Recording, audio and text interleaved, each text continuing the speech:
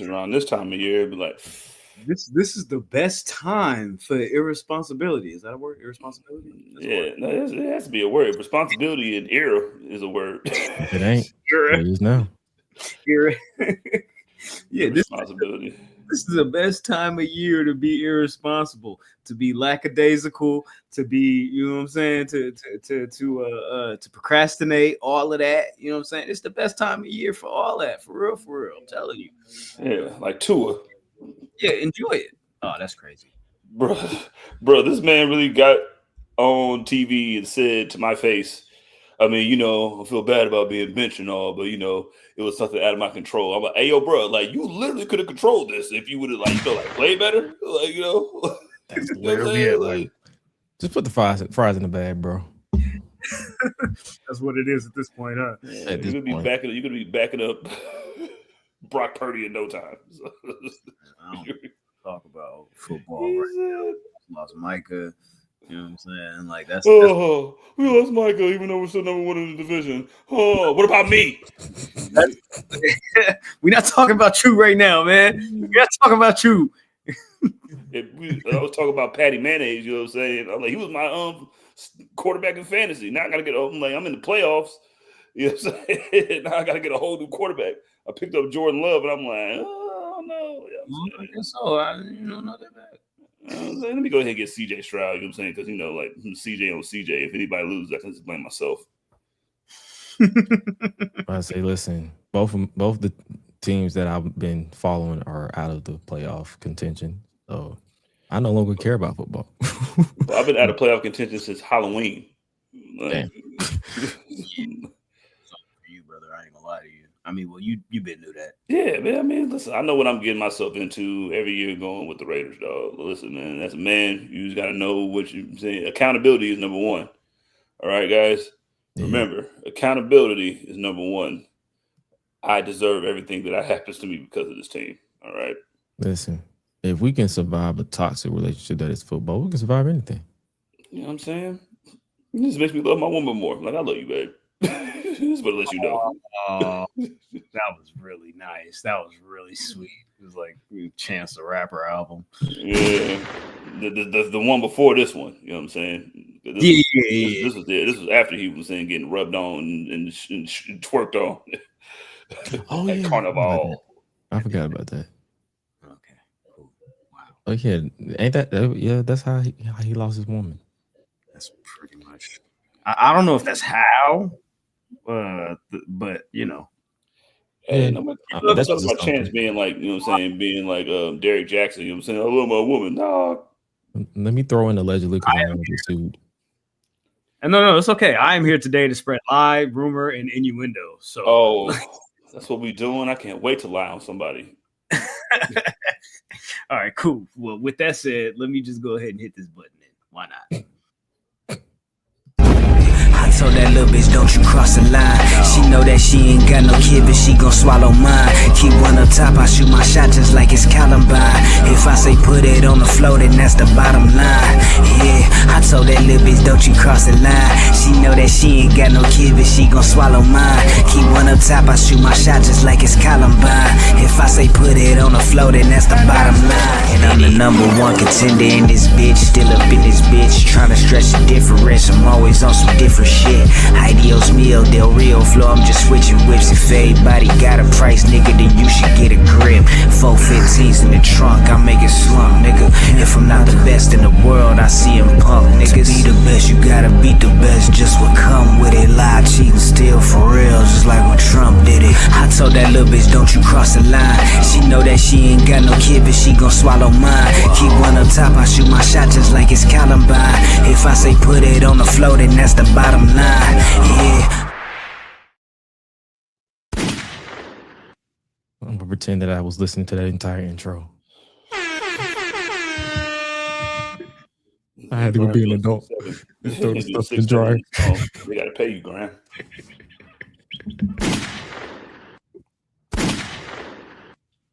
That was good, man. Listen, sometimes you know what I'm saying, you know you got that little minute and 8 seconds, you gotta bust a move right quick, you know what I'm saying? That's a good little almost trip. Want to make you back?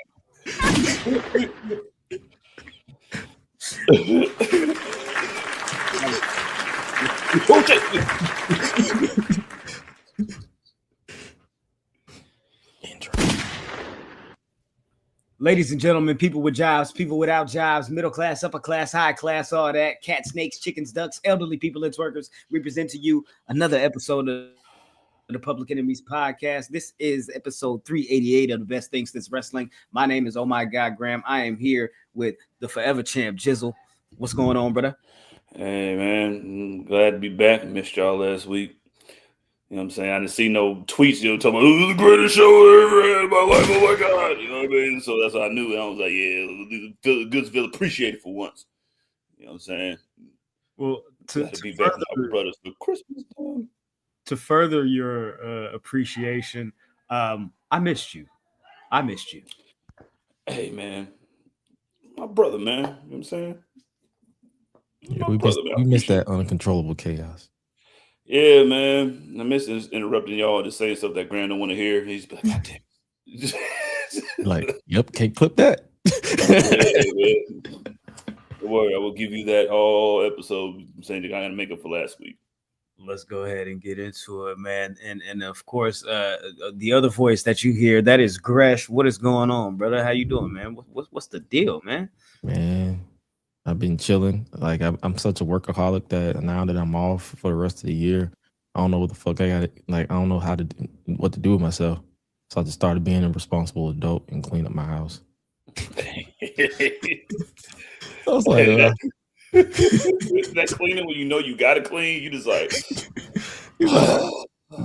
swept off my back porch. See, now I'm confused because you started off saying that you was irresponsible. Now you saying that you decided to be a responsible adult. So tell me what's going on here. Hey, brother, I'm indecisive. That's how I am. I'm all over the place. I am a chaotic individual. Is it one mic? You know what I'm saying? Man. That sounds very Atlanta right now. Yes. You save Atlanta again, Gresh? Like, we need you to save Atlanta again because apparently. What isn't going on at this point? Okay, so we all saw the whole 21 Savage rant then in that. You're my brother, Future. I'm not gonna hold you. This is how you know I'm no longer a part of certain demographics because I don't understand what the fuck he was saying the entire time. I'm like, what are you talking about? English, nigga, English. Nah, listen. You know what I'm saying? It's a knife. You know what I'm saying? It's a friendship. I can't even blame George Bush no more. These niggas are just dumb. Future was like, man, all right, yeah, man, you my man, dog. Don't even worry about it. So that was crazy because that was like the start of it, right? That was like the start of it because Future, like, what? Okay, so from my perspective, I could be wrong. So from what happened was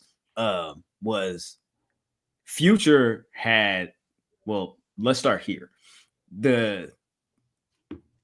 The album sales for 21 Savage's first week came out and they were like 54K or something like that. I think like the last album did like 114 or something like that. Like, so it's a big decrease.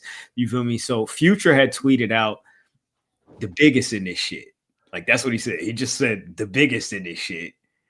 And then 21 Savage said, I'm the realest in this shit. The biggest change all the time. Knife.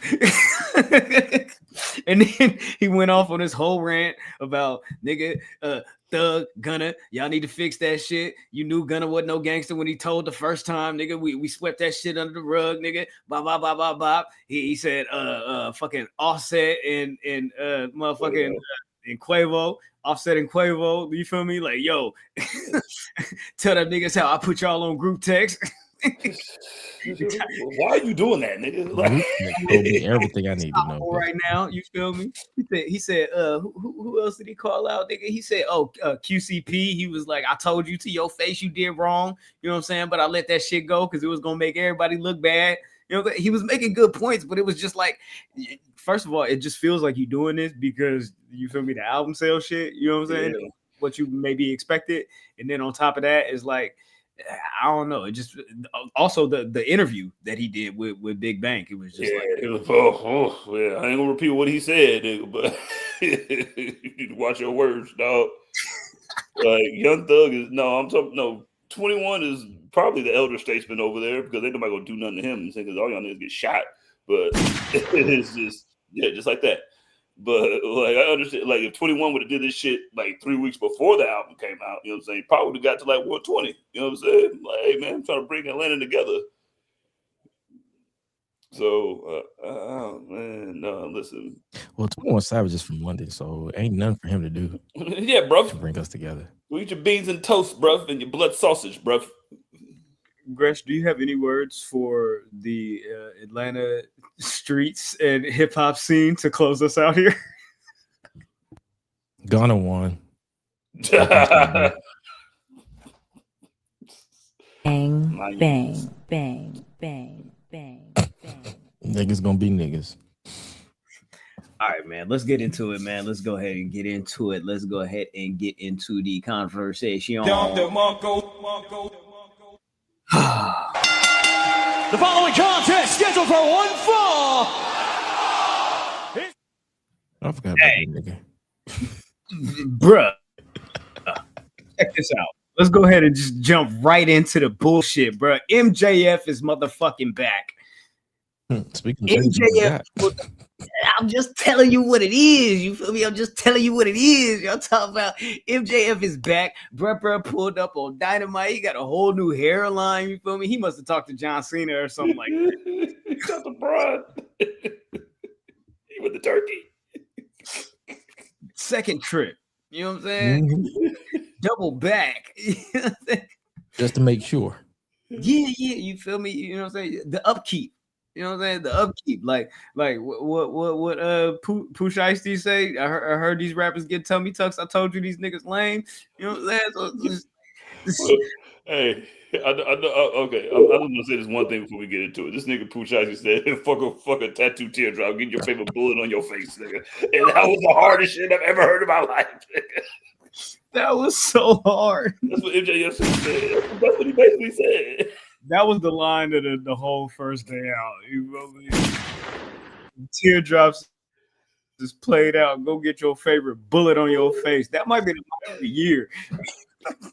And it's December. All right, cool. Our bad. Let's get back into it. MJF's return to AEW. This happened on Dynamite last night. At this point, this week, you feel me? This whole thing was based around the triple threat match that was scheduled to happen at World's End between Samoa Joe, Hangman Adam Page, and Swerve Strickland. Apparently, MJF decided he was going to crash the party, and he decided to cash in his guaranteed AEW World title contract, because you have to do that a week in advance now, in order to turn this triple threat into a four-way match at World's End next weekend. I can appreciate the continuity because I believe Hangman told MJF to, or I think Tony Khan was like, you can't do a surprise cashing, you have to cash it in advance. That was before his match with Hangman. Jizzle, I want you to go ahead and just lay out the table here for us with your thoughts on MJF's return, his promo, and him basically setting himself up to be the fourth man in this match. Take a shot. Mm-hmm. Thought it was amazing, nigga. You know what I'm saying? It was amazing. Because I'm gonna get to my wrestling nerd analogy and shit, like, because if you want to join into a four-way, like, there's nothing more heel than joining in, like, in a four-way, like making a three-way or four-way. You know what I'm saying? You always want to be that nigga that brings the chicken. Like, hey man, you know what I'm saying? I'm here too, and that just gives him more opportunity. Just to, like, steal other niggas' pins. You know what I mean? Because I don't think three niggas is going. Well, I think three niggas gonna jump him now after he was talking all that shit in the fucking ring. Like, but like, yeah, I think that was a good move. You know what I mean? Because like, as many people say, you only have a 25% chance of winning. Yeah, nigga. But if your 25% because my 25% and then your 25% because my 25%, I basically have 375% chance of winning. That's drunk math. I knew you were going to bring us into Steiner math. Yeah, man. That's Nah, great. that was drunk math right there. There's never been 375% of nothing anyway. Yo, when he said that I went to AEW when me and Swerve was on the Indies, and then you went to WWE to twerk for top dollar. I know. Shout out to the homie, man. That's the Don homie. DeMarco. Yeah. Well, I know he was sitting at home with that nitty leaks. Like, now why did I get into this? Now, why did you make me do that? You know what I'm saying? Now, if I was to come back and say that you got an AEW tramp stamp to keep your job after you called the owner a mark, then I would be wrong. Then I would be reaching, and then you will be showing the dive over the top rope that I did that one time. So I ain't trying to get into that, but I mean, came back firing, nigga. I mean, he was twerking for top dollar and B-Fab. Hero. That's only because hit row Pritchard, that's only because Bruce Pritchard and Vince McMahon thought that they should be like a tag team, and Top Dollar would be like the lead of that since he was the bigger guy. He had the size. But as you can see now, Swerve has the size. Pause. But this whole thing is predicated and based upon MJF losing that what was it, tables and tax match against Mark Briscoe at All Out, where after the match backstage he said, "I'm gonna go away, and the next time you see me, I'm going to be the best version of myself that you have ever seen." And then in this promo, he laid out to Hangman, "This is going to cut you the deepest because I'm going to do exactly what you said that you didn't think that I could do. And I'm going to beat all three of you and take care of all of my family business in one fell swoop." He said that Swerve reminded him of Diddy, which was crazy. Yeah, dog. Oh, take that. And then he said that he was going to push. What he say? He was going to push Samoa Joe's wig back further than his hairline or something like that. He said he's gonna push his hairline further back than it already is. Oh, bro, you can't say that when you just got a new hairline, bro. Exactly. Like, your shit is brand new, blood. Still got the receipt on it, nigga. I still see the tag on it, nigga, and the fucking security little thing on it. The barcode. Yeah, if he would have said that Prince Nana was like Farnsworth Bentley, that'd have just like you got somebody out here dancing for you. You know what I'm saying? He said you went from twerking for top dollar. Now you got somebody twerking for you.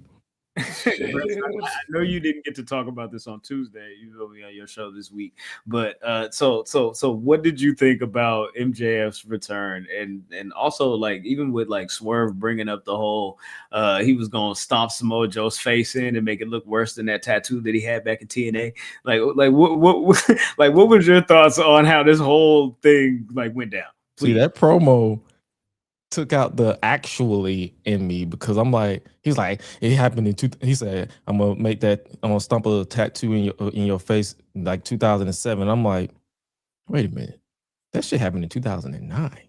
2007, this nigga was world champion.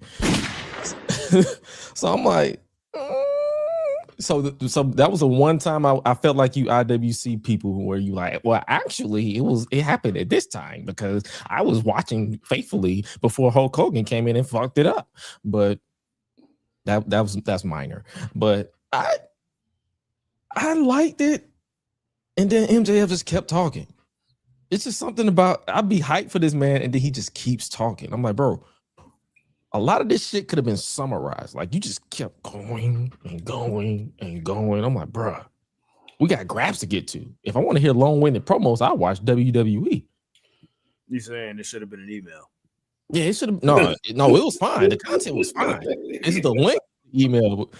Like we should have summarized it. Put that promo through ChatGPT and summarize that shit so we can move on to whatever we got to go on. We got the Continental Classic going on. But nah, I am hyped for this. Like, he did make this three-way match a little bit more interesting. However, Swerve better than me because you compare me to Diddy, I'm slapping the headline right off your ass. I'm finna make that purchase null and void within seconds because I'm beating your ass within seconds. Don't compare me to Diddy to the Diddler. I'm just saying. Do not compare me with that man. But then but it's like I couldn't get too mad because when I looked at him, I'm like, after watching that Diddy documentary on Netflix, y'all dressed the fucking alike. So it was literally a layup for this man to call you Diddy. Like, and then when you wrestle, you do be full of oil. Like you be oily as soon as you walk out there. I'm like, come on, man. And Kung Fu in the chat said, "Who makes worse music? Swerve." Like, you heard that theme song? What the fuck? Shit was a little too far, man. You know, shit was a little too far, blood. Because then they started chanting Diddy, Diddy, and I'm like, bro, like we don't need this. Like not right now, nigga. We don't need this. You feel me? Like that shouldn't catch on. We don't need that to catch on. You know what I'm saying? Like that kind of baby faced MJF a little bit to me, and like I that's not the direction that like I don't think that we really need this to go. I mean, unless like. I don't know. MJF kind of toes the line. Like that's kind of like what he does. Like he'll shoot a shot like that. You feel me? To get the people on his side. You feel me? Like even though he's supposed to still be like the devil himself or whatever the case may be. Whatever. Kung Fu Eddie said, "Baby, who makes worse music? You talking about Swerve or Diddy? I mean, Swerve ain't invent the remix, nigga. Like so. Literally just said that. So, with that said, let's go ahead and switch gears and move forward because you said Gresh, you talked about the Continental Classic. Jizzle, can you do me a favor and just read off the updated points on this here, where we are currently for the Continental Classic, Gold League, Gold and the and Blue Blue League, please? Absolutely. So Yes. Right now, he's saying Okada and Speedball and the Protostar are all tied. You know what I mean? With 6 points. Kevin Knight got 3. Oh, actually, this is a 4-way tie because Pac got 3. You know what I'm saying? But I'm saying being Pac and shit. And then, you know what I'm saying? Jungle Jack, you know what I'm saying? Down there with 0. And then the Blue League, you know what I'm saying? The Cud League. See what's going on in the Cud League. You know what I mean? Mox got 6. I don't know how, for some reason. You know what I mean? Claudio got 7. You know what I mean? Takeshita got 7. Yo, man, El Mascara Dorada got 3. Who got that nigga 3 points? But but yeah, and saying Orange Cassidy got 6. You know what I'm saying? So yeah, man, it's looking kind of even on both sides and shit. So like I'm glad that, you know what I mean, it's gonna try to keep it kind of even and shit. I don't like seeing people with 0 and you're in the fucking tournament. Because if you got 0, you should be throwing out already Roderick Strong and Jungle Jack. You should fight each other for like a chain or something. That's a consolation prize, nigga. That's like the Xbox Bowl. You know what I'm saying? In bowl season in college football. You know what I'm saying? You're saying Jungle Jack versus Roddy Strong for the Xbox Sarsaparilla Bowl. Really? So we saw we got Pac and fucking Kyle Fletcher in this Continental Classic match at the Holiday Bash, excuse me, and that was a part of the Continental Classic match, of course, leading to where we are now with Pac picking up the win over Kyle Fletcher. And at this point, like I think it's obvious that we're looking at a situation where Okada and Takeshita should be the ones in the finals. But it's just about how exactly at this point we get there, because at World's End at this point we have, as you know, the semifinals for the Continental Classic, and then of course we'll have the finals. So whoever are the last 4 men remaining will face off at World's End next weekend, and then in addition to that, at World's End, Chris Statlander will defend the AEW Women's World Title against Jamie Hayter. The Babes of Wrath will defend the World Tag Team Championships against Mercedes Moné and Athena. And, of course, the aforementioned 4-way AEW World Title match with MJF inserting himself into the 3-way match with Swerve Strickland, Hangman Adam Page and Samoa Joe. Thoughts on this whole Mercedes Moné crash out, Jizzle? I mean, we called it, man. It's starting to like. I love the little like. I just want her like. I would love to see just like the full on, just like drop in the roller coaster, just you know what I mean, drop zone. You know what I mean. Shout out to Great America back when I'm saying before niggas start dying over there. But you know, I think this like her working with a team like it doesn't really help either because like like she looking at her like damn you lose everything. I ain't, but you know, cool. So, but it is coming, man. This is on the arc to go to get her to the World Championship eventually. But in order to get to the World Championship that you claim that you care about so much, because like sometimes you get sometimes you take some ayahuasca, strip the ego from the bottom. Like, you know what I mean? I think she's looking at the ayahuasca. Like, I don't want to do it yet. But eventually you're going to have to do that shit and start from scratch. And you would want to start from scratch. We won 122 titles in a row. So that's a hard rock bottom to fall. That's exactly what she's going to have to do. But at this point, you know, after the 8-woman tag, herself and Athena basically declared themselves number one contenders for Harley Cameron and Willow Nightingale's tag team championships. And that match is going to go down at World's End. I think it was like backstage, like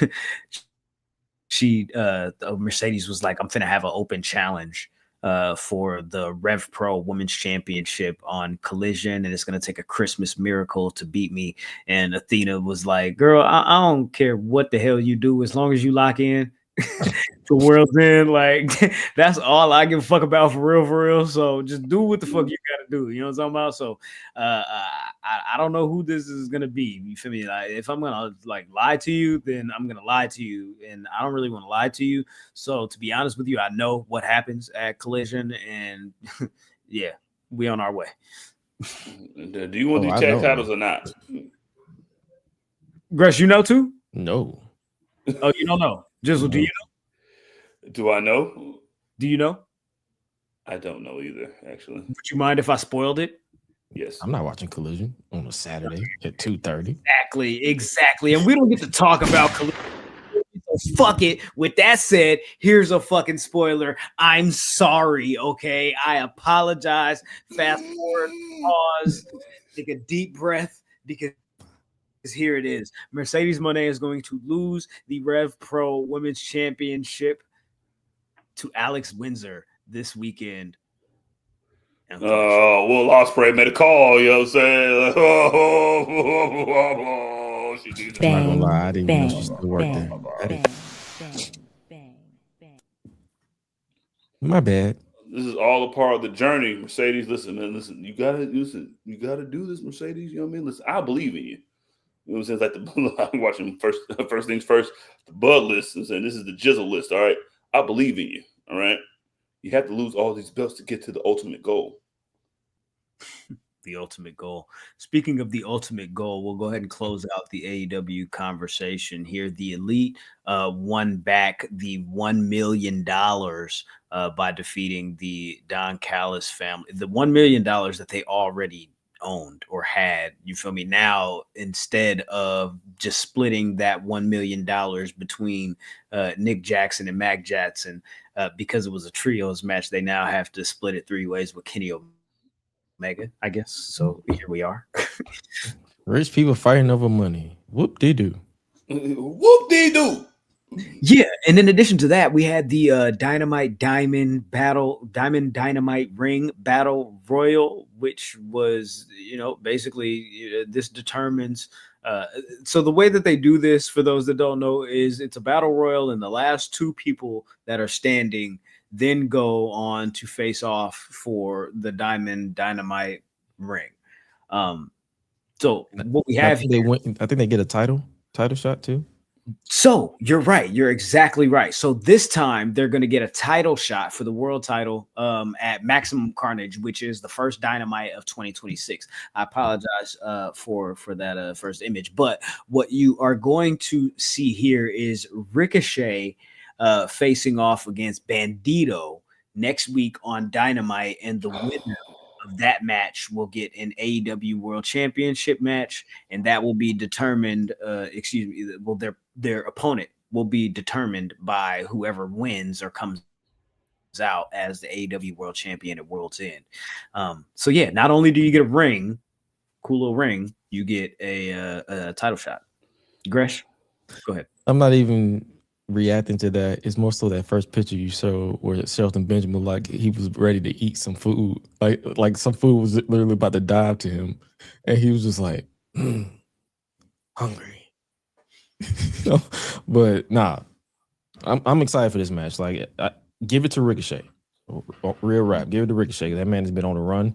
I keep forgetting he's the national champion. He just won the damn thing. Nigga, like 3.5 minutes ago. Yes. So the AEW national champion Ricochet versus the ROH world champion Bandito, and the winner will be the holder of the Diamond Dynamite ring. And this is a heel thing, so of course it's gonna go to Ricochet. Like, what is Bandito gonna do with the ring? Do the Macarena? Yeah. Show that shit up like a new fiance, nigga. Like, like Mariah the Scientist, Bandito the Scientist, nigga. Like, Not Bandito the Scientist. Pose, nigga. I'd have a bird off. Oh my god! I think Ricochet deserves this ring more than anybody. Oh yeah, because he's gonna rub people the wrong way, and I love it. I love it when he pisses people off. Yo, he starts doing 450 splashes and punching niggas in the head with the fucking ring, nigga. Yeah, we're just taking that shit to the next level. That's crazy. So, Gresh, you mentioned the whole thing about during the match, Shelton Benjamin, when Ricochet was coming off the top rope looking like he was finna eat some food. So that's funny because MVP regularly refers to that during the Hurt Syndicate matches when he feels like Shelton Benjamin or Bobby Lashley are taking too long to put away their opponent. He'll be like, "Hey man, quit playing with your food."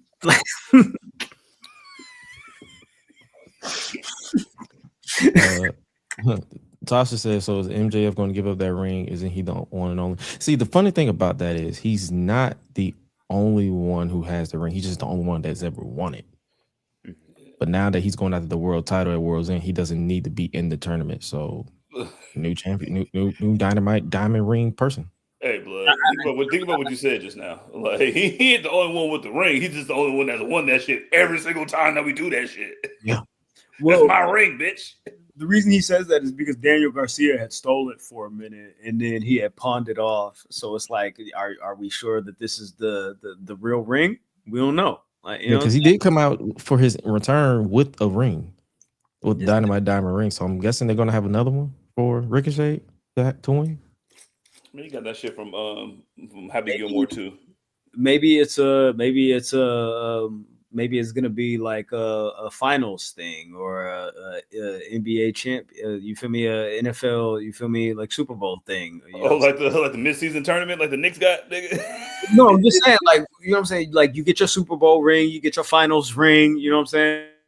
And like Crown Jewel with WWE, you get that ring like when you win that. Like, so it's like maybe it's a situation where when there is a new Diamond Dynamite battle ring, like Diamond Dynamite ring holder, they get a ring themselves, and then the next person also gets a ring symbolizing that they won previously in the past. Maybe that's where they're going with that. I don't know. See the visual of Tony Khan being like, he's always going to win it, so there's no point in me buying another ring.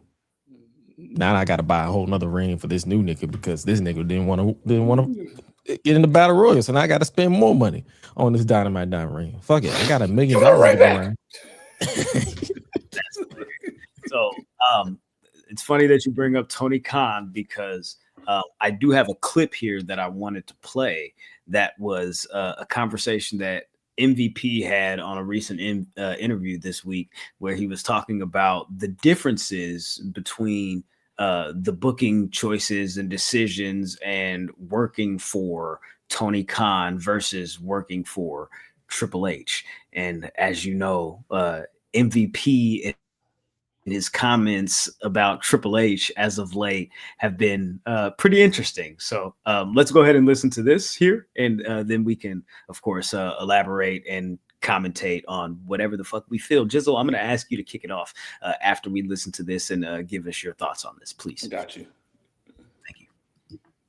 And Tony is, he has his vision that he wants, and he works with the talent and allows a lot more input from the talent into what creative path is going to happen. Whereas the Nose, he is a little bit more dictatorial, emphasis on dick. This is what we're doing, and this is how it's going to be, and this is what I want. With that guy, there's only a handful of people that I would say are allowed to have that kind of input. And, you could debate it good or bad, but I think Tony, I'm just going to be blunt. I think Tony is just a better human being, a better person all around than this guy. So it's definitely a better person to work for and a much better working environment. Yeah, that nigga don't like Triple H at all, nigga. He called this nigga the Nose, bro. The Nose! The Nose! I didn't hear nothing else he said after that.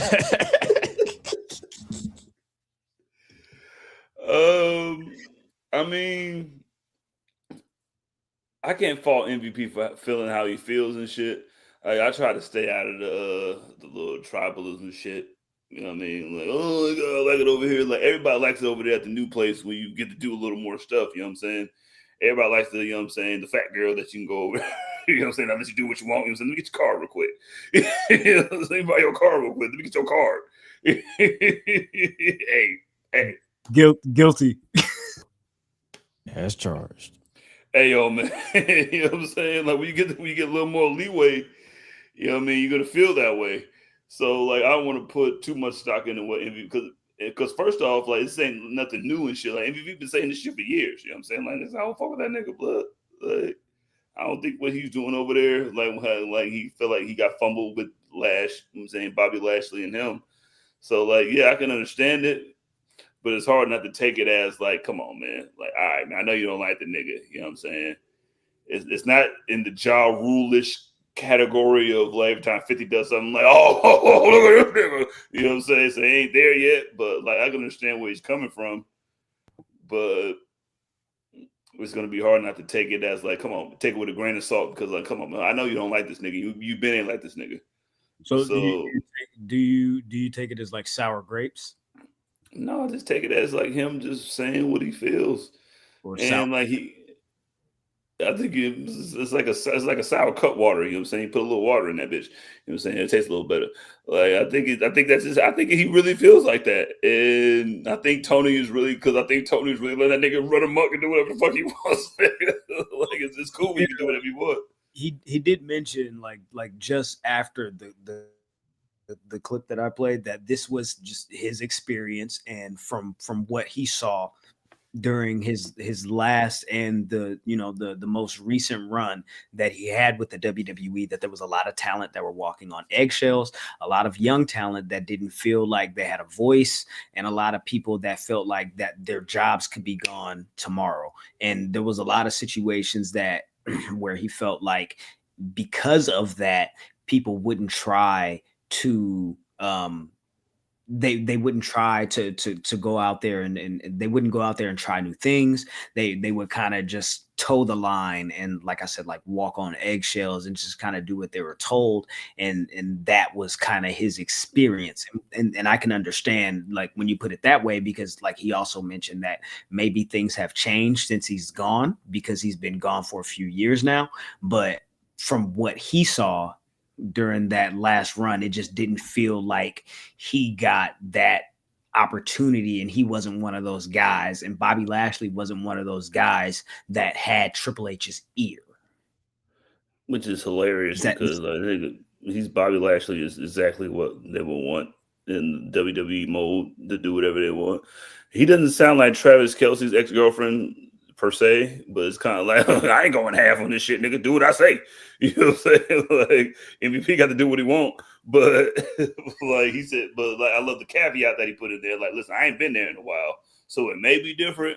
But when I was there, it wasn't good. So I can understand that. Like, listen, and then you have the right to feel that way.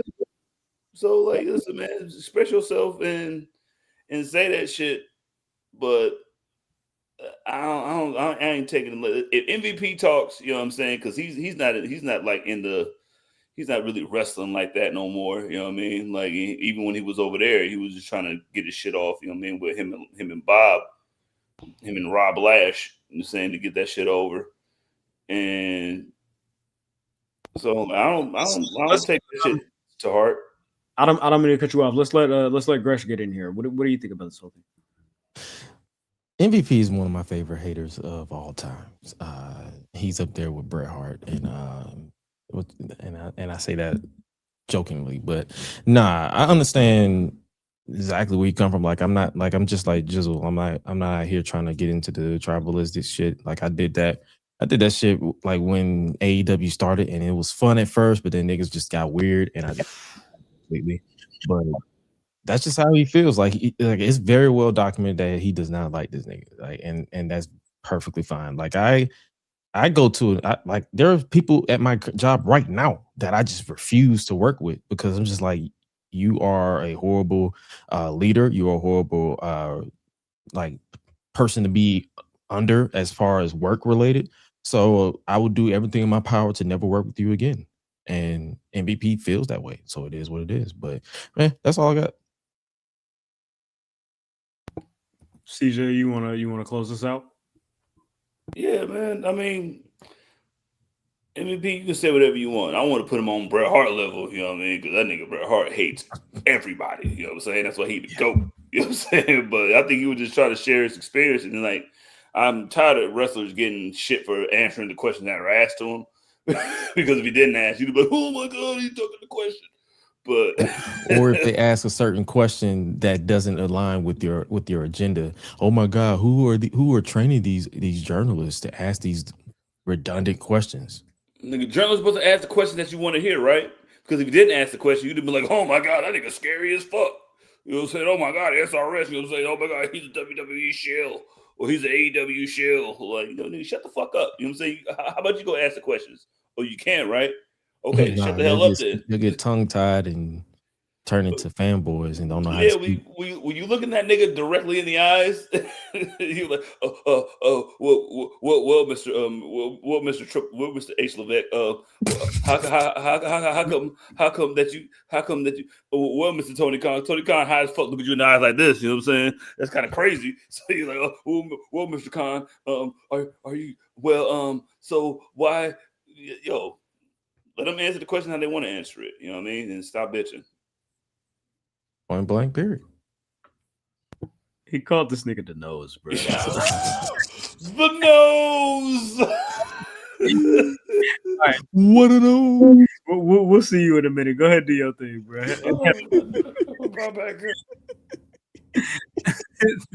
But in the midst of that, we had a let's talk about booking decisions by the nose, because you've already got a chance to talk about this, you feel me, on Gresh Unleashed this week. But if you could just summarize for me your thoughts on the fact that Austin Theory this week on Monday Night Raw was revealed to be the masked man. And is he aligned with the vision? I don't know, but your thoughts, please, and we'll get into it, of course. Listen, man, said on Tuesday, I'll say it again. If he's aligned with the vision, cool. If he's not aligned with the vision, interesting to make him the focal point again after practically a year and some change of making us know that you don't give a shit about him at all. With this tag team with Grayson Waller, whatever y'all was doing with it, will they, won't they?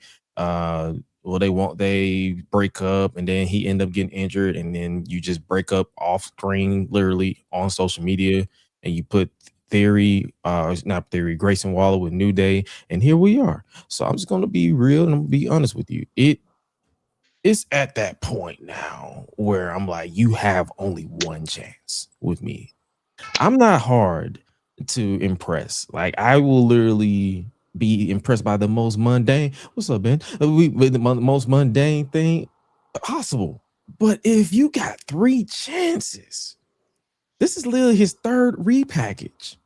My brother, 3 strikes and you out. So if you strike again, that's it. I don't give a fuck. Hey, DoorDash hiring. Whoa.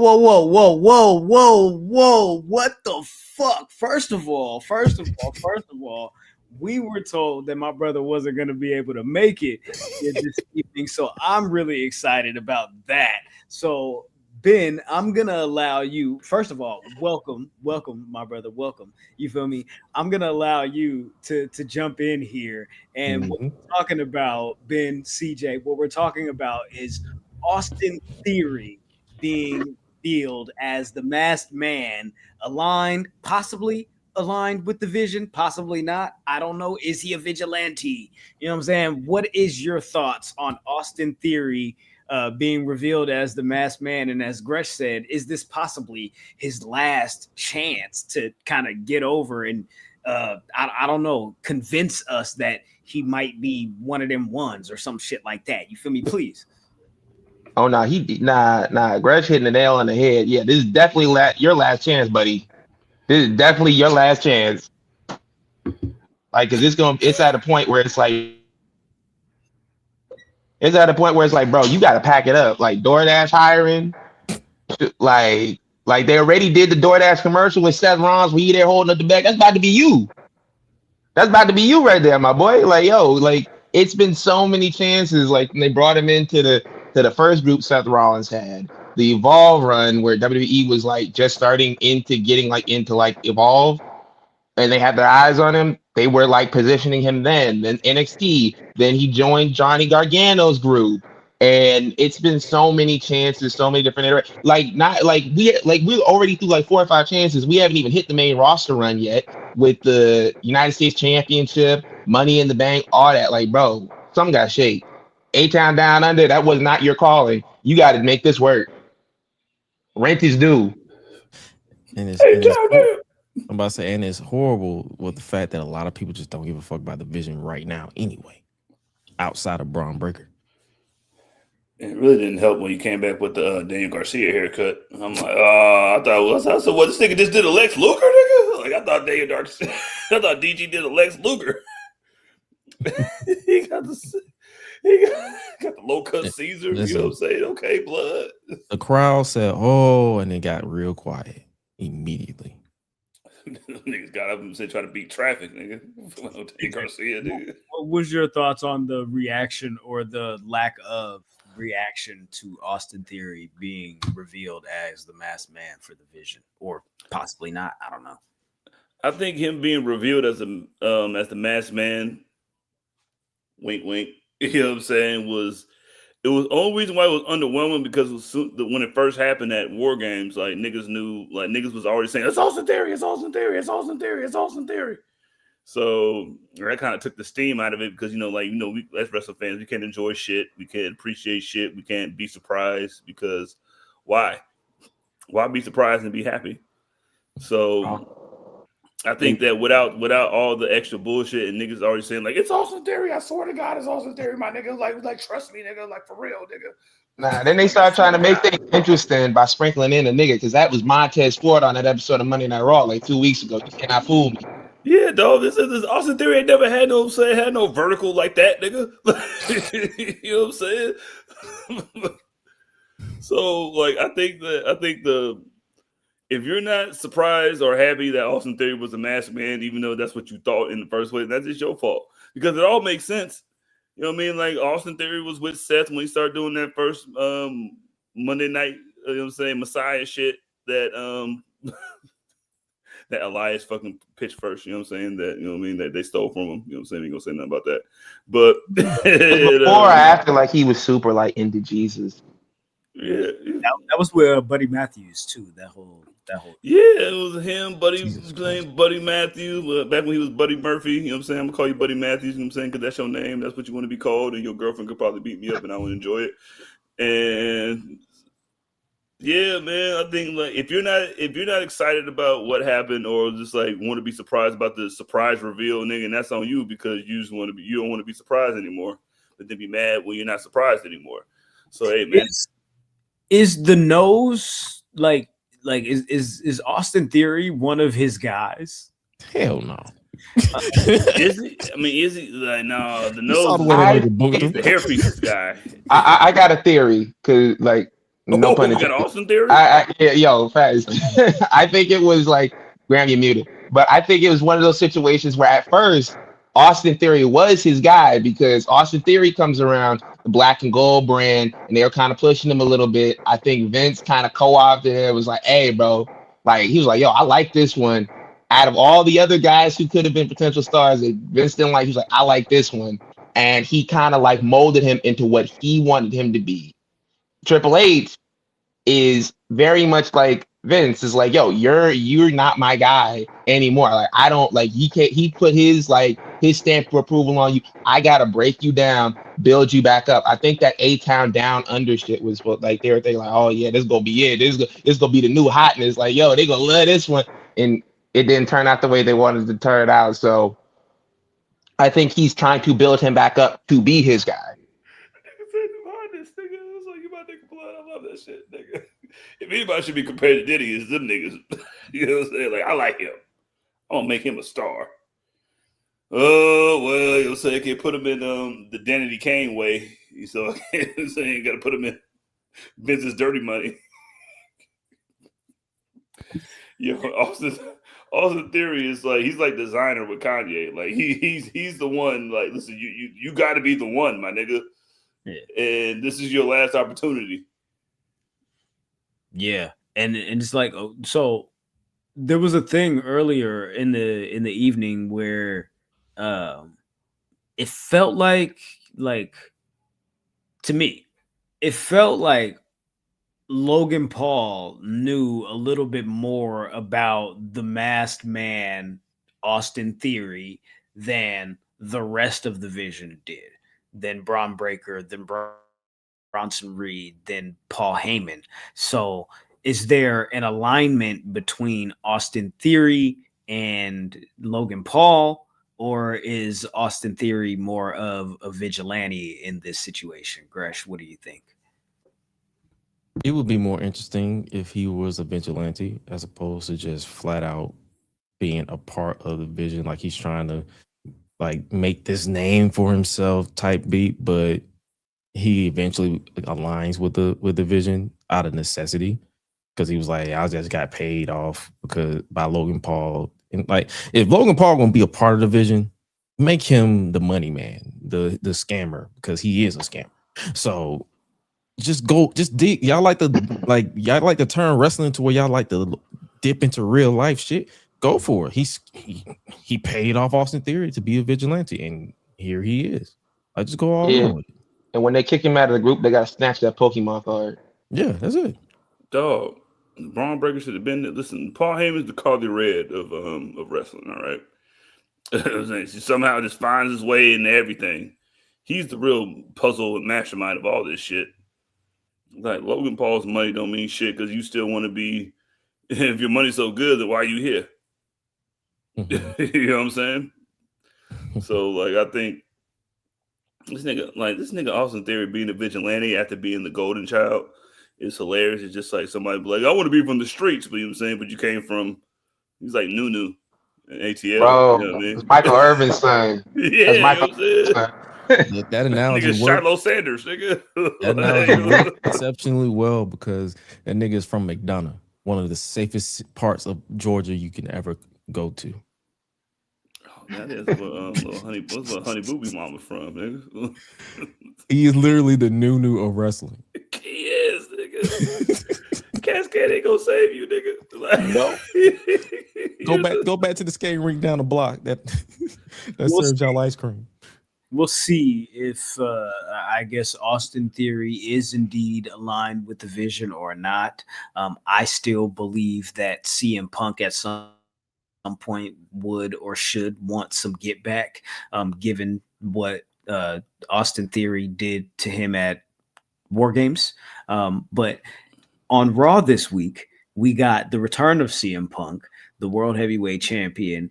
And over the last few weeks, we've had a situation where Bron Breakker has been berating CM Punk to the point where he had to come back with some type of response that was worthwhile. And in this instance, we got one of those promos from CM Punk where it felt like he was really trying to go there and really trying to like build this match, really trying to put over Bron Breakker. That's in my estimation. Jizzle, I want to get you in here and get your opinion on CM Punk's promo this week and him saying that he would piss on Bron Breakker's single digit IQ brain and all the shit that he's This is why you pay. This is why you pay Phillip Brooks, the King of Chicago, since King Von passed away. You know what I'm saying? This is why you pay him the big bucks. You know what I'm saying? Like there's always some times that you know where he's gonna get in there and get his little shit off or whatever to get it. Like as soon as I remember, I don't know, I wasn't here last week, but but like we talk about when he was saying that shit, like I'll take your wife and I'll da. Like when he said anything about AJ, I knew that the vitriol was coming when he came back. And to be like, listen, man, your stupid father or his even stupider uncle, that shit, like I knew that shit was coming. He called him dumber. Dumber. I love Bars, it. Nigga. It was just two separate. It was like three separate times in there where he started digging into the and be like, hey, I like, yo, calling him stupid, saying like, yo, your uncle's stupid, your daddy's stupid, trashing this man's whole family. And all I gotta say to that is, you can really tell when CM Punk cares about what he's doing. You can tell when he cares about a storyline. You can tell when he cares about a promo. You can tell when he's going through the motions. When he was doing that Jey Uso stuff, it was getting the most generic stuff, calling him Little Roman and everything like that. You could tell he was not putting in the work. He was not putting in the effort. It was just like, bro, we just got to get through this. There was nothing really there for that rivalry anyway. Like this right here, it's a lot. Yo. Yeah, I'm putting my heart and soul into this shit. You can tell you put the footnotes at the bottom of this shit. You'll say, research by CM Punk, you know what I'm saying, by Phillip Brooks. You feel me? That shit that might have been the best thing to build up this eventual match between them two. Because you gotta get a CM Punk ass cutting pause before you get in that ring with him. You know what I mean? You know what I mean? Like a verbal lashing. I don't want to say lashing, you know what I'm saying? Because a verbal ass whooping, you know what I mean? And I think he's gonna put Bron on his shit, you know what I mean? Because eventually you have to go back to back. You know what I mean? Hey, yo, you gotta have to go back to back with Cuz. And I was waiting for CM Punk to respond because like Bron said a lot of shit last week. He was like, yo, who the fuck you think you talking to without a title? And it's a jacket with a wife beater on. Listen, no nigga wearing a jacket and a wife beater is gonna say anything to me right now, but you feel me? No. Yeah, that's the Dave Bautista 2010 fit right there. Yeah, nigga with no wheelchair or glasses, nigga. He just missing like the paperboy hat, and that would have set the whole fit off. Batista back then, I don't know why he did that shit. He was just vibing. Shout out to Paperboy. I mean, Disney Channel movies and Gunther, the original Gunther. Gunther. Like Gunther Wheeler, nigga. He was like, "Oh my god, I just stepped in some Gunther." Like, that nigga CM Punk was like, I'm glad you said something about my wife. You know what I'm saying? Because first off, she would never be with you because you're an idiot. Okay, she likes smart niggas, and I'm smart, which is why I'm gonna fucking cut your ass up. I think that was the night. That's just gonna be the WrestleMania main event night too. You gonna get a real main event, not some fucking you know what I'm saying? That's some, you know what I'm saying, NBA Cup championship main event that he got last year. It's like him and fucking Bron. It's gonna be night 2 main event. Blah blah blah. Doesn't even matter, nigga. Put Cody on the fucking first night, nigga. Because me and him going the second night. Like that's they definitely go on the first night. But I see where you go with it because this is that like you could run through that match that they're gonna have on the first episode of like the first episode of the year on Netflix or whatever for Raw. You could kind of like bring Seth Rollins out. He don't even got to do nothing. You just have the distraction. Have Braun lose. Braun wins the Rumble, and you carry it all the way out to the Rumble. Because I've seen people saying, "Oh, it should be Braun versus Brock at WrestleMania," and I'm like, I don't want to see that. That's more of a SummerSlam match to me. Like when you put on the bullshit, it's like, yo, it looked good on paper, but it ended up being bullshit. They're probably gonna put him in there with Gunther, but as far as that goes, like you could definitely extend this rivalry to WrestleMania. The nose is not gonna let that happen, all right?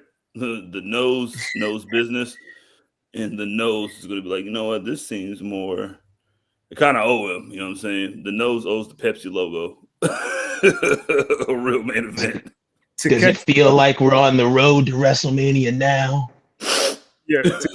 Then I don't know if you knew or if you saw this, but earlier in the week, MVP did an interview where he was talking about the differences between working for Tony Khan and Triple H, and he referred to Triple H as the nose. So, but when you talk about the differences between Tony Khan and Triple H and MVP calling him the nose, that's hilarious and shit like that. But when you think about like the more serious ramifications of Triple H being the kind of the Dana White of the WWE in this day and age, we had a situation earlier this week where Mick Foley decided that he wanted to part ways with the WWE, and that was due to the WWE's relationship with President Donald Trump. And that's basically over the last couple of days. Like if you've seen like on social media, people have been reacting to comments that Donald Trump has made. And that's like regarding the like passing of the actor, what's his name? Rob Reiner. Rob Reiner. Exactly. So Rob Reiner recently passed, and Donald Trump made some really crazy comments on social media regarding his passing, basically saying that he had like Trump derangement syndrome and a bunch of weird shit. And there's some really interesting and dark details surrounding the death of Rob Reiner that we won't get into here. But shortly after that situation occurred, Mick Foley had basically posted that he was parting ways and stepping away from the WWE, and he wasn't going to be making any further appearances with the company, and he wasn't looking to renew or re-up his Legends deal when that expires, I believe in June of 2026. He basically made it clear that this wasn't like a spur of the moment situation or decision, that he had long been feeling a way about WWE's like close ties and relationships with Donald Trump. But this and these comments by our president were pretty much the last straw. He said, if I can quote here, "I love WWE, will always treasure my time with them, and I'm deeply appreciative for all the opportunities they afforded me. But in the words of Popeye the Sailor, I stands all that I can stands, and I can't stands no more." So basically with Foley like coming out and saying, "Hey, I can't do this shit no more." Like what do you guys feel about like, I guess like the responsibility of like corporate companies and like politics And like, if this is a situation where is there going to be like maybe a domino effect on this, or is Mick Foley kind of going to stand on his Gresh? I want you to chime in here on Foley's comments and like where you think this kind of like, not where this is headed, but like if this kind of like affects anything in the grand scheme of things for the WWE and kind of like their forward facing appearance or look, and you know, whatever the case may be. But please, yeah, chime in. My brother, Mick Foley, I commend you for standing up for what you believe in. But that ain't gonna do a goddamn thing when it comes to that company. And I mean this with all due respect. Like, they've been riding with Trump's side of history for decades, even when you were on top as WWF champion. They've been there. They've been wide open about who they stand with. Nothing is going to change. You were a speck in the wheel. Like, hey man, I commend you, but you're gonna be on your own, brother. And it's just me being real, because it's so many opportunities where people could have walked away from WWE because of their affiliation with Trump, and they haven't. They're still getting checks. They're still getting paid. And you kind of got to look at it like a lot of people are not in his current situations where they can afford to walk away. So it's a lot of motion that goes into making that type of decision. But will it be a domino effect? Nah. I don't think it's going to be a domino effect, but the thing that is always like Gresh, you're completely right. They have definitely been piled up, buddied up with Trump. Like Linda McMahon has been in two different like times in his cabinet, holding different jobs. It's definitely something that they're buddying and piled up with. But the kicker was when he was president the last time, and when he ran the last time, they didn't make that jump over into the political sphere. They kind of like kept their distance. They're like, yo, you knew that was their man, but they didn't make it official on TV, at events, and things like that. But as far as Mick Foley goes, I definitely commend him. This was like, and telling everybody like, yo, I'm not going to make any more appearances. I'm not going to make any more money off of them. I'm out the door. I'm leaving. And it gets to a certain point. And I definitely support him on that. It gets to this like to a point, because it's not about really politics anymore. Like if it's just like, okay, like this guy wants like no taxes, this guy wants higher taxes. That's not what we're dealing with. They're pulling pregnant women out of cars and kneeling on their stomachs. This isn't about politics anymore, about like anything like that. This is human rights violations. Like this is so much more than that. And wrestlers are routinely, and athletes, Puka Nakua, dumbass, like, yo, they're not routinely the smartest people on the planet when it comes to making decisions and doing things like that and standing on a moral like high ground. I don't want to put it that way because it sounds kind of condescending, but you know what I mean. They're not like in that type of mindset. So to see somebody like him and Kevin Nash and Batista, they speak their mind on these issues. No one else does. So for Mick Foley stepping out and saying like, yo, I'm done with this. I can't do this as long as that man is in office, as long as y'all piled up with them, 100% give you like round of applause. But as far as like them, TKO is a MAGA company. They have been ever since. Like, yo, you can see it when you watch UFC show. John Bones Jones going out there doing the sand dance, shucking and jiving. Look at me, Mr. President. Look at me. Like, yo, it's a MAGA company. Like, and they're gonna be that way until I don't know if they decide to sell the company. Whatever happens, they're always going to be down with that side. So, regardless of whether he comes back or not, that's always going to be their stance. I feel you. I think it's the fact that like that nigga's been a piece of shit since he was in the Hall of Fame. He was in the Hall of Fame before he even got in office. You know what I'm saying? You know what I'm saying? Like you knew the kind of person that he was. To you know what I mean, and like a lot of niggas celebrate that shit. Like, listen, you talking shit about me? Ha, nigga, you dead, nigga. Like, you know what I mean? But only people that can do some shit like that is Mick Foley. You know what I'm saying? Batista, a nigga that doesn't need this. You know what I mean? Doesn't need WWE to do their outside mentions. I'm still a New York best seller. You know what I mean? But I commend Mick Foley for standing for what he believes in and shit. You know what I mean? Because you can do that because you're fucking mankind. You know what I mean? You do love and you Cactus Jack. So you 3 niggas in one. So 3 niggas in one. You know what I mean? Fucking going against that shit is cool. But you wasn't doing that shit when you got voted in 2016. I think he just got a little. I think he just got a little person oh, you didn't have to say that shit because this nigga Trump got that to a CTE, and now you know what I'm saying, he's old as fuck, and you know what I mean, you don't know what's going on, so he's just talking his shit, and so I appreciate him saying that shit, and I appreciate him taking that stance. But like you said, listen, but TKO was the entity. They're Walmart, you know what I mean? We're McDonald's now. All them niggas come together as a McDonald's now. So you going against the machine is no different than what anybody else has done for the last 100 years.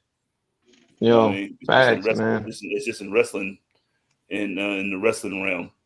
So yo, good for you. You know what I mean? I'm riding with you, man. That's why you would go. You know what I mean? But the niggas is looking at Mick Foley like how the Clippers are looking at Chris Paul. You know what I'm saying? They're like, fuck about your fucking leadership, nigga. Get the fuck out of here, nigga.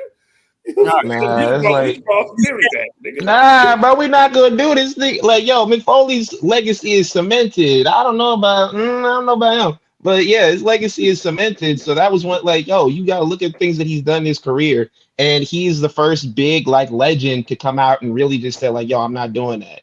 I'm not on board with this. I'm not down with this. I'm the one who brought over the ratings. I won the championship. I'm the one. That's gonna put butts in. That's gonna put ass in seats, whatever. That was me, bro.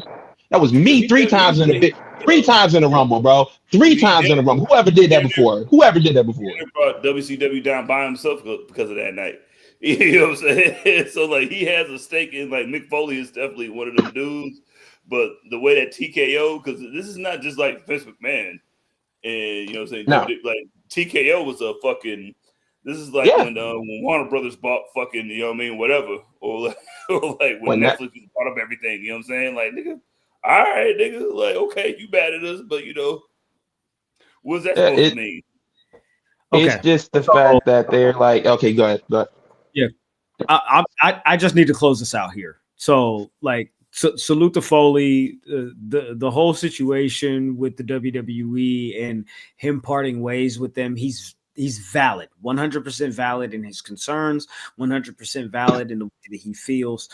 Who's to say whether or not this means anything in the grand scheme of if this causes a domino effect of people saying or taking a stand in which they publicly express, how they feel about WWE's partnerships or their coddling up with certain political parties or certain groups of people, i.e. Saudi Arabia government and shit like that, right? That's not what we're here to determine. That's not what we're here to sway you on. But I do feel that Mick Foley is one of those legends that when WWE needs, they'll lean on his moral compass to say, hey, we're just like MJF did on Dynamite this week. They're a good company, guys. Come on, gang. You know what I'm saying? They would lean on Mick Foley to try to trot him out, and if they needed a forward-facing type of personality that would give them that edge and that would give them that type of look that they may have been looking for or trying to achieve. I wouldn't put that above TKO in the WWE. But do you think that he's the Bernie Sanders of wrestling? Oh my God. I don't even want to get into that, man. Let's move on. Mick Foley and that whole situation and his thoughts on the WWE's relationship with Trump. I just wanted to get into that because I thought that was a really interesting note this week that we saw. And I don't know, man. Like a lot of people feel the way that they feel about WWE, TKO, Triple H, and shit like that. But for a minute, I want to talk about I don't want to talk about the nose. For a minute, I want to talk about HBK and his booking on NXT because you want to talk about the eye? Okay, not the nose, the eye. I want to talk about the eye. You want to talk about? You feel me? Because earlier this week, the eye had a problem because there was a botch on NXT that led to Thea Hale becoming the new NXT North American champion, led to a bunch of scrambling on the show, led to a bunch of bullshit with how they were going to book forward on NXT, and also confusion with the commentary team, the referee, the performers in the match, and everything encompassing this whole situation. Gresh, chime in here. Thea Hale is the new North American champion. Blake Monroe apparently got the wind knocked out of her and wasn't able to kick out of this senton, I guess it was, if I'm not mistaken. 1, 2, 3, new North American women's champion. Go ahead, please. Listen, taking a senton standard is already enough, but she springboarded herself into that senton. So she put all her body weight into this woman's rib cage and expected her to kick out. She was gone. And she didn't even give her a second to, like, you know how sometimes when you hit a move and you give them a second to like catch their breath so they can prep into the next spot? She didn't give her nothing. She just like, yeah, I got this. 3. And I'm like, yo, all right. Like now you got the ref confused. You got Blake Monroe's music playing. You got Blake Monroe looking at the ref like, you fucking idiot. Then you got Thea over there crying like a whole that picture visual was just like, yo, anything can happen on NXT TV. It can happen to CW. Like you can't even fault the ref. The ref did nothing wrong because you got to count it, bro. If you don't see nobody arm come up like that, because she didn't throw her arm up like that, like she threw her hand up, but you didn't see the shoulder come off the mat. Like I saw Earl Hebner cuss a nigga out one time, pull that nigga to the side, embarrass him in front of everybody. This nigga and this was like another grown man, cuss him out in front of everybody. This man had tears streaming down his face. He was like, because the match, I guess, was like, it was somebody else supposed to win. He didn't count the 3. He was like, oh, he got his shoulder up. Nigga didn't get his shoulder up. He yelling at that nigga in front of everybody. Yo, stupid ass better count that 3 no matter what. I don't care. Like, I was like, okay, I guess like that's standard. So like you got referee standard. You have to count to 3, even if they don't. And she popped it up at 4. And I'm like, you can't fault anybody. You can't fault the ref. It's between y'all two. Like it's just one of them things. The ref is supposed to be the one that's getting all the shit. Like he got an earpiece the same way that them niggas at the commentator test got an earpiece, nigga. You know how the match is supposed to end, nigga. You supposed to go, nigga, stuff like this, nigga. And fall over. But yeah, you look crazy when they don't kick out, and everybody online talk about, oh, that was 3. You see that was a botch. You gonna look bad either way. Well, she put her hand up. You do that if you're Nick Patrick, CJ. Otherwise, you count this shit as a shoot. That pin that Thea Hale had on Blake Monroe was a shoot in itself. She hooked the leg. She hooked the neck. She said, bitch, get out of this if you want to. Yeah, and that's like, have you seen her biceps? It's just like the lady that be doing the weather at that one place in Minnesota. You know what I'm saying? You ain't moving. You know what I mean? Like she had her hooked up and shit. Like I understand that. Like, and you're absolutely right, Graham. Thea's a real worker. You know, Thea's 21, 22. You know what I mean? Like it was like, yo, Blake's supposed to be the fucking the pro of this shit. Like, no, I'm not, nigga. Like, she pro goes out the window when I can't breathe, motherfucker. Shut up. Like usually, like putting your hand up, you say would count as a kick out, but like her shoulders wasn't off the mat. Like, but I didn't see the referee going like this underneath the shoulders. You know what I'm saying? Like they use, like sometimes that they do. Like I only seen this shit going like in Like when it's like Edge versus Randy Orton in the greatest wrestling match of all time. When they're putting the fucking putting their hands underneath their shoulders, see they kicked out. Like usually when a hand goes up, that's like, oh, that's a 2. You know what I mean? Like, hey man, sometimes shit happens. You know what I mean? So this has Cujo in the chat says she went on Twitch on a victory lap after the show. So good, it's like what Hazar Rahman did. Real quick, this has actually led to a policy change with NXT where the talent, and it's not because Thea Hale left the taping, but because they had to quickly tape a follow-up segment to kind of correct the situation at hand. The policy change is now, I guess, reported by Fightful Select and a couple of others that NXT is now requiring talent to stay the remainder of the show just in case we need y'all for some shit. So ain't no clocking out early before the show ends. You got to stick around because shit like this can't happen. It's the holidays. We giving y'all the next week and a half off. We got New Year's Evil coming up. Thea Hale is going to be defending the North American Championship against Blake Monroe in a rematch on New Year's Evil. This has been reported, but they was like, yo, this is what we got to do going forward. The eye was like, the eye was like, I can't have this shit. The nose is back here watching, sniffing around. Yo, he's cussing me out in text messages. Nigga, like, what the fuck was that? I can't have this shit. You feel me? So that's that NXT update.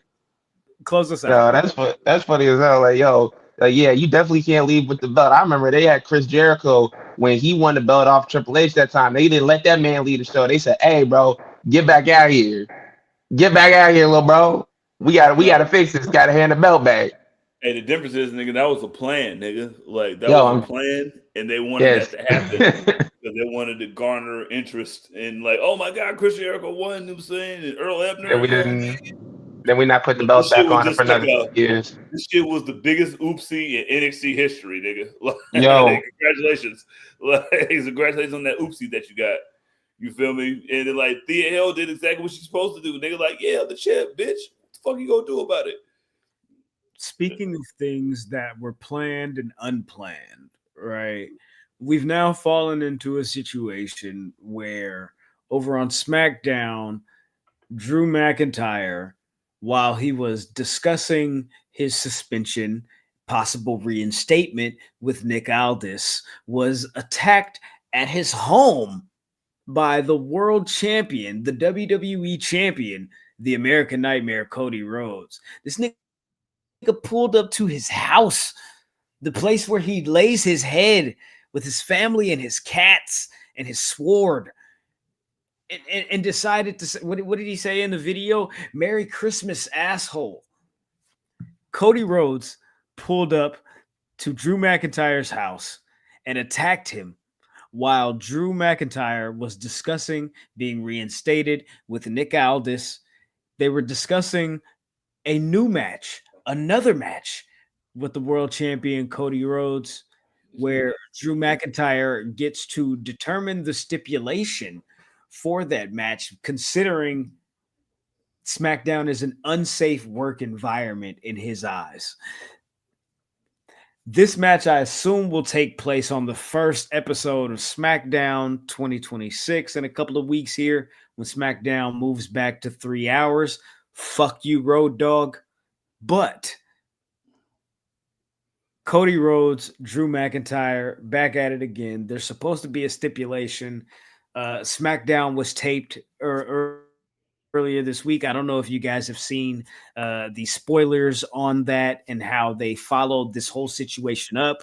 But Gresh, given that you have such a disdain for Road Dogg and his booking on SmackDown, what were your thoughts on this whole cinematic element that they added to the rivalry between Drew McIntyre and Cody Rhodes and where this whole thing is headed?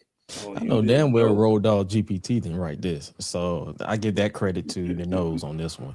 But if this leads to the SmackDown, the first SmackDown of the new year, 3 hours, just write this shit the fuck up because I don't want to see Drew lose again. Like, if you're gonna do this, have him win and switch shit up. Otherwise, what the fuck are you doing with Drew? Move him to Raw, I guess, because at this point, he's a loser. That's true. I'd like to rectify something. You said Gresh hates Road Dogg the most. Don't nobody hate that nigga more than me, bro. He said, Are you sure? I hate this nigga. Are you sure? Man, like I was literally a 13-year-old kid when Get Rowdy came out, finna move some things came out. Finna move some things. I might have to give it up to you, but yeah, definitely, bro. Like, hey, you're definitely right. Wrap this up. Either put the belt on Drew or take him off the show entirely, because I don't know what else you do with him. He's chased the title so many times and lost to so many times where they have a playlist. There's a playlist on the YouTube channel of all the moments of where he failed. Literally. Like anytime, like he's gotten, like, I don't know if this is one of those things where it's another Austin Theory situation, but like on a bigger level. Does Triple H not like this nigga either? Because, like, bro, you can't tell me you winning Money in the Bank, losing in the same night, chased the title multiple times, numerous times, lost every single time. Like, bro, like you like should have get off the pod, bro. Like, I don't know what else you would do with him. Because if they move him to Raw, they're just gonna reheat the nachos of Punk versus Drew again. Bro, that's the thing, and he's like, and you can't turn. I don't really think like is there a market for him as a babyface like again? Because I think his best work is when he's a heel. He can be a babyface asshole, but I feel like his best work is a heel. It's like, bro, like I could see them, like, even if it's for like a month, or if you want to get it out to like Elimination Chamber or something like that, and let him have a run with that and let it get out to there. I could see that, but you have to throw him something like, and I obviously know like they're not inclined to do that. They're gonna be like, oh, we'll get you down the road or whatever. And I don't know when are they filming the Highlander movie? I think in February, if I'm not mistaken. Oh, he definitely ain't getting that belt. Yeah, buddy.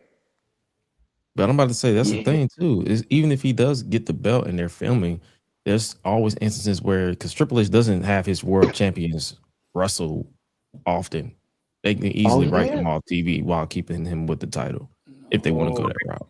Cody just filmed Street Fighter in August or September as the WWE champion and was off TV for like 3.5 weeks to do his shit. So yeah, bro, they filmed that shit quick. No, nigga, what are you niggas talking about, nigga? Like, if you were to do that shit, you say you should, like, whatever John Cena won that belt from Cody, that should have been fucking Drew, nigga. Like, that shit is so fucking hilarious to me, nigga. That's why I see these niggas over here all mad and shit at the John Cena shit. Nigga, like, ain't his fault, nigga. It's the nose's fault. Like, come on, man. Like, that nigga should have been won that shit. He should have won that shit when John Cena won that shit. He should have won that shit at Mania.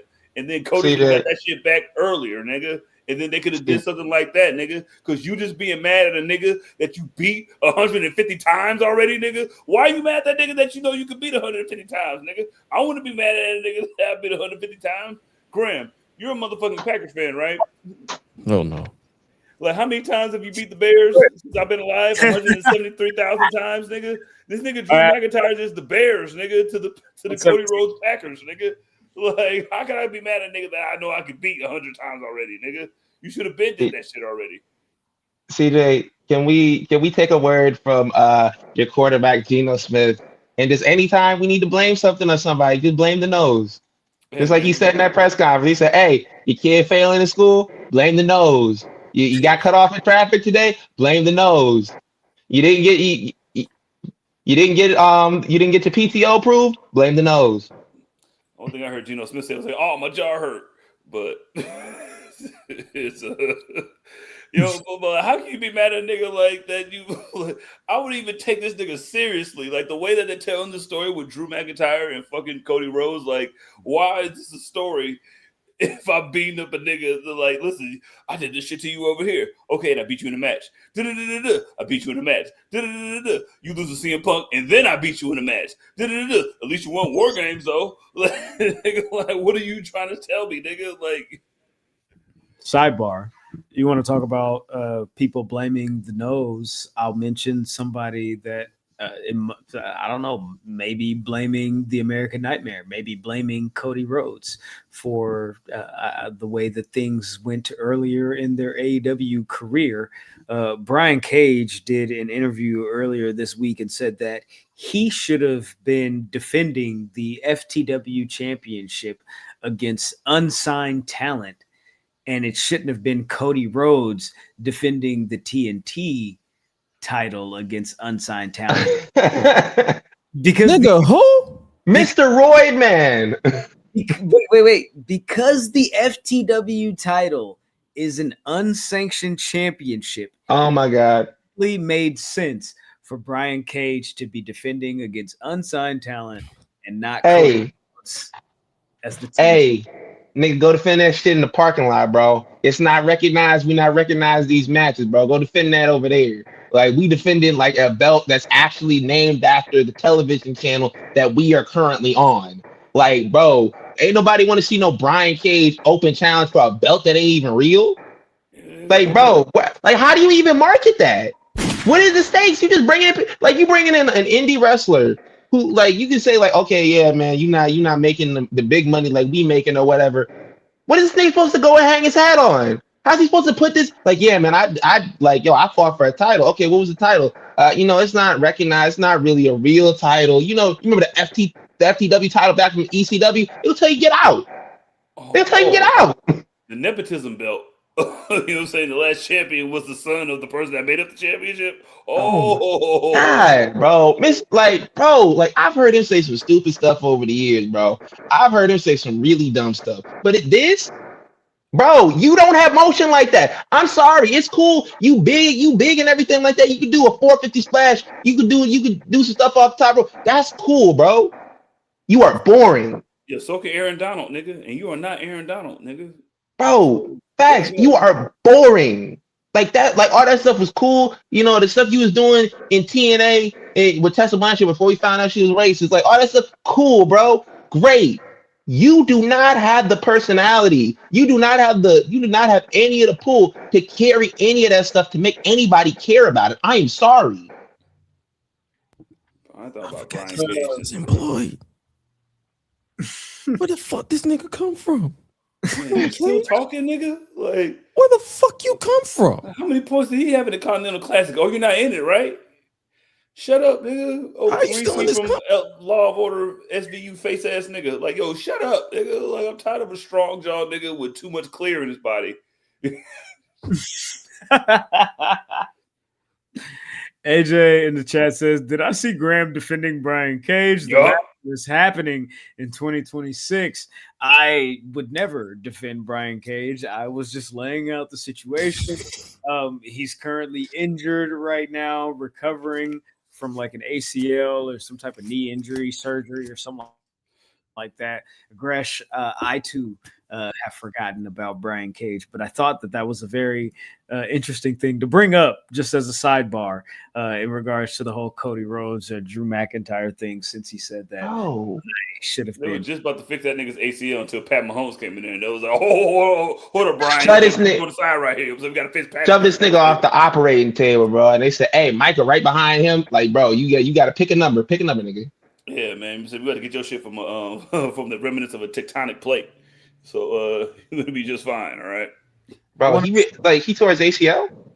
Yeah, or something. I don't know. He's hurt. Who gives a fuck? It's Brian Cage. Damn, nigga. I want to switch gears here before we close out, before we exit for the week, before the weekend, for the holidays, and I want to talk about someone who maybe has the charisma and maybe has the pull to be maybe. I don't know what the nose is looking for, the next or the modern day legend killer, perhaps, in Gunther, who has just retired. John Cena. Gunther on Raw this week repeatedly berated the crowd and told them that John Cena tapped out like a little bitch, as he so eloquently predicted the week before. That was his goal, his intended. That's what he went into the match intending to do, and that's exactly what happened. Gunther, as your new final boss, your legend killer, he's already retired Goldberg. He's already, at this point, retired John Cena. At the closeout of this segment, he was confronted by AJ Styles, who he waved the "you can't see me" to. AJ Styles, who apparently in 2026 plans to hang it up. Is this leading to a situation where Gunther targets AJ Styles to retire him next? What are your thoughts on this whole thing? Ben, I want you to chime in first. Gresh, if you would follow up for me. Jizzle, me and you will go back and forth. I just want to say, I love this. Like, and it's wild that Triple H, the one time this year that he gets it right, they try to riot. I find that very ironic, very hilarious, very funny. But yeah, like I think this is like a good thing for Gunther. There's going to be a few retirement tours on the horizon, and wouldn't it be funny, like if he just retired everybody that's going to have a retirement tour? They just pull Gunther out. They'd be like, yo, we got to do a retirement. Like, yo, we need you. Put this nigga in the dirt. Like for Brock Lesnar, like John Cena that hinted that he's retiring. And then you have Chris Jericho coming back. He's retiring. And you got AJ Styles. He's retiring. You got how long before Rey Mysterio retire? Let him retire everybody. Let's just be like, yo, man, you got a retire match?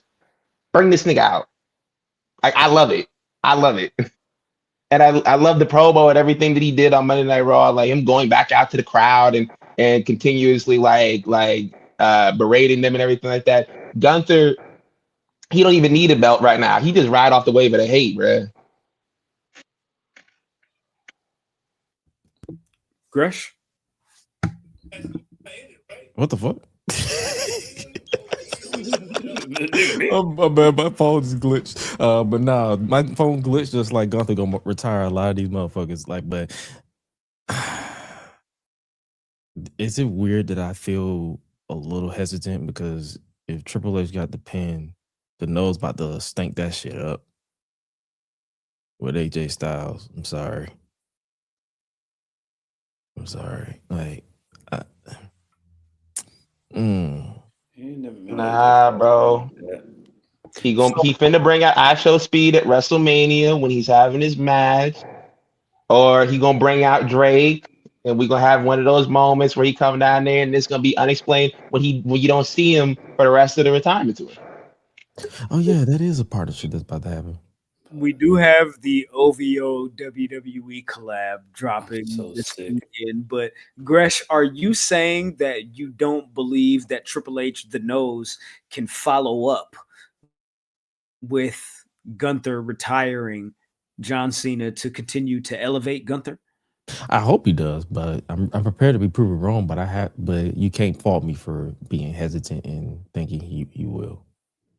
And if he does, he's going to drag it on for so fucking long to the point where people are going to be like, oh, yeah, you did retire John Cena. Jizzle, please. You know how terrible I think the Nose is, nigga? The Nose is going to be like, he's going to be like, you know what? Randy Orton, Gunther, WrestleMania, Legend Killer on the pole match, bro. Like, you know what I'm saying? Who's the real Legend Killer? Like, because in order to be the Legend Killer, you have to retire the Legend Killer as the Legend Killer. Sometimes you got to send in, you know what I'm saying? You got to send in the lefty. You know what I mean? Like, a nigga want to. That could also a nigga want to retire. You know what I mean? Like, yo, come get choked out by Gunther. You know what I'm saying? That's be a thing, right? Because Randy Orton's been gone for a while. The AJ Styles thing, like, is that something that is being hinted to for the future, or something that's a little bit more immediate? Because AJ Styles is already the World Tag Team Champion. Him and Dragon Lee, AJ Lee, their tag team has been pretty successful thus far. So is this a situation where we can put the Brock Lesnar, the AJ Styles, the Randy Orton, the Rey Mysterio situations on the back burner a little bit, and strictly address the AJ Styles thing? And maybe AJ can play off of the idea that he's already said that he's going to retire, and maybe Gunther can attempt to and is unsuccessful. But like, is that something that we really need right now?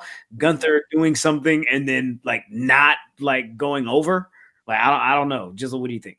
I think that that little AJ Styles and Gunther interaction at Raw was like a Kendrick snippet, you know what I'm saying? Let me go body for body, I'm about to get better masseuse. You know what I'm saying? Like, you're gonna get a little taste of it, you know what I'm saying? Just a little eye, you know what I'm saying? A little eye to eye shit, but you know, that shit ain't about to happen. That shit ain't coming out, you know what I'm saying? Relax, you know what I'm saying? We already got that shit playing. But like him just retiring niggas, like I would love to see that shit because like it's convincing. Like, you know what I mean? Like, would Gunther get in there and just like, yo, if you ready to go, nigga, let me know, nigga. I'll send you home. You feel me? Like at some point, it's gonna get like he's doing charity work, but then you're gonna have to give him the belt on some shit, and then you do like that AJ Styles and him interaction where he was just like, "Get out of here." That was my favorite part of wrestling the entire week, nigga. When he was just like, "Hey, AJ." What are you gonna do about it? Nothing. Yeah, nigga, get away from my car, nigga. Get away from my Kia Sportage, nigga. I choke you out on top of this snow. Ben, go ahead and chime in, close us out on this whole Gunther situation with AJ. Yeah, like I said a minute ago, this was definitely like some of Triple H's better work of the year, and you could definitely see Gunther as having the time of his life. People would try to convince you that Gunther's not a good wrestler, that he's not a good talker, that he's boring. I want you to look those people in the face. I want you to tell them no, because you don't need them in their life. They are in your life because they are liars. What do you think? What do you think about since Gunther has retired John Cena? We posted a clip earlier on social media. John Cena's explanation on why he tapped out the way that he did to Gunther in his retirement match. I think like when John Cena explained it, like, 'cause I think anybody who, you know, they're looking at like the bigger picture and they're looking at like the symbolism and the, you know, and all that stuff in there, you definitely saw that from the beginning. Like when he looked in the camera and started like smirking and like lightly tapped out, it wasn't even like, bro, like, hey, like I'm tapping out because I give up. It's like, hey, nigga, get up off me, bro. Like I'm ready to clock out. I'm ready to go home. Like, it is what it is. I gave everything that I gave. And I think that was a great story that they told. Like I said, this is one of the few times Triple H gets it right. But I think John Cena felt like after the reaction that he had to kind of go in there and kind of clean some stuff up.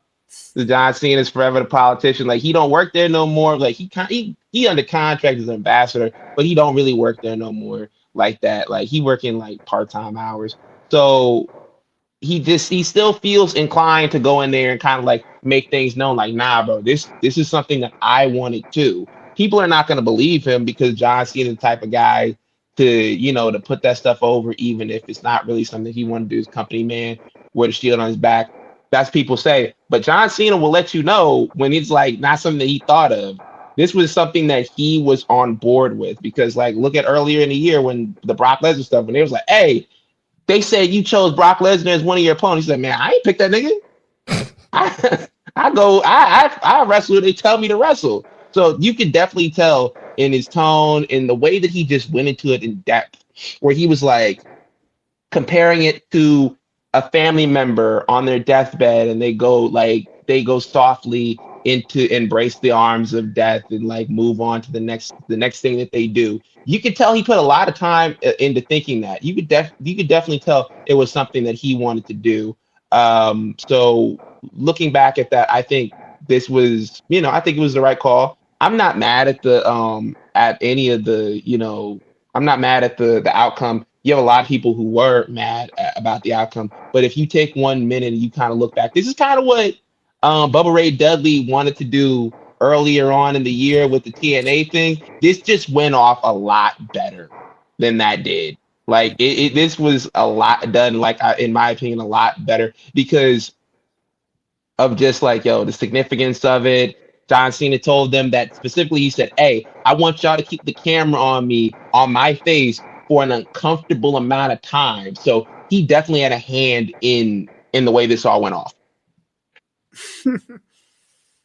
I feel that.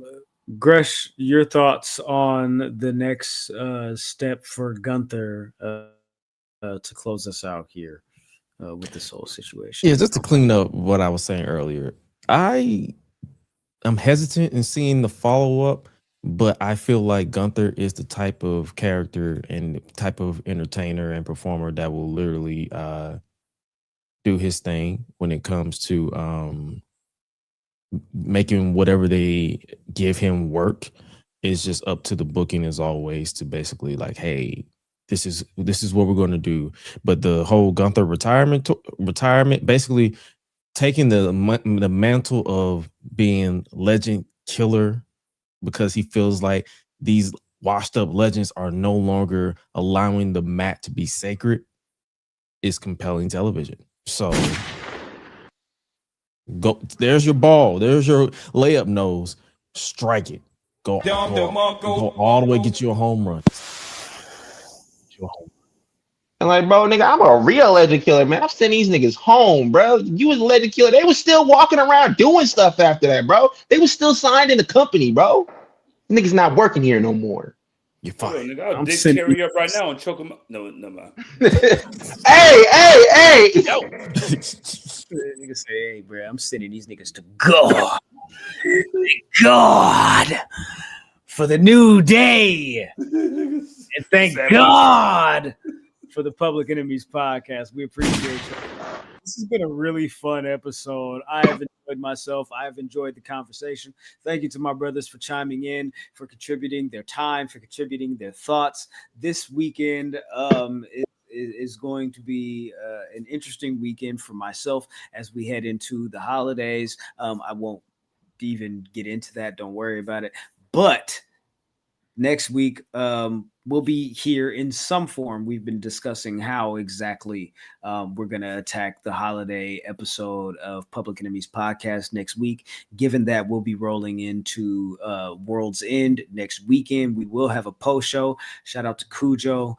Shout out to all of my brothers here, of course. And just make sure y'all stay tapped in, stay tuned in, stay dangerous to all the socials, because that's how we'll be letting you know how exactly next week's episode will be going down. Patreon.com/Public Enemies for all the ism, all the updates, all the bullshit that you need, and all the extras, including and his name is John Cena, including this, that, and the third. You feel me? My name is Oh My God Graham. We are located on the socials at Public Enemies HQ across the board. Make sure you have all sent in your Christmas list to Santa, whether you are on the naughty list or whether you are on the nice list. That ain't my concern. That ain't my business. You feel me? But Christmas is coming up. The holidays are coming up right around the corner. So if you celebrate, happy holidays to you. Beat me there at Oh My God Graham across the board, everywhere like air. That's the last thing that I really got to say, except one other thing that I have to say at the end of this episode. Ben, with the surprise run-in, please, as we close out, let the people know where they can reach you. Benny World Slide. Yo, you can follow me Twitter, Instagram, TikTok at _SonOfMars_. And happy Kwanzaa, bro. I don't have my kufi. We talk about all this Christmas. And it is Hanukkah, Chanukah, whatever way you say it. What about Kwanzaa, bro? Nigga said whatever way you say it. Yeah, man. Give your kids a rock and a pine cone and gifts from the earth, nigga. That's what we doing this year. I don't know the ins and outs of Kwanzaa, but it's not a menorah, it's a denora. You know what I'm saying?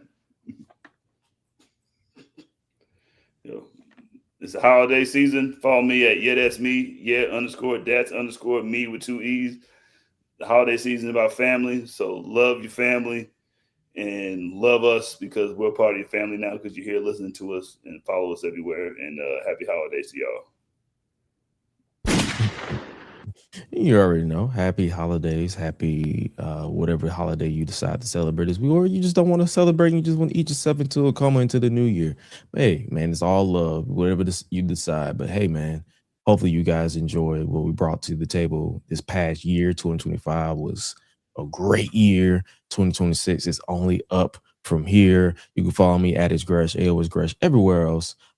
Literally for everything, even the podcast at @isgresh, because hey, we're condensing everything in the new year, but the same type of vibe and fun is coming your way, like always. But make sure you acknowledge the Public Enemies podcast, the best thing since wrestling. You dig? Speaking of condensing things in 2026, programming note, this show, once again, as I mentioned last week, I'll mention it again. This week, we'll be moving exclusively to YouTube for the weekly programming outside of the PLE and pay-per-view post shows that we will do for AEW, WWE, and the like in 2026. Those will be offered on differing platforms, but for the flagship show, for the weekly show every Thursday, please make sure you are subscribed to youtube.com/Public Enemies Podcast. Make sure you are following all of the socials to stay up to date, with the latest and greatest and everything that we've got going on. Happy holidays once again to everybody for tuning in. Thank you for giving us your ear. Thank you for giving us your time. With that, I will say, please, until next time, until next week, take care of yourselves and take care of each other.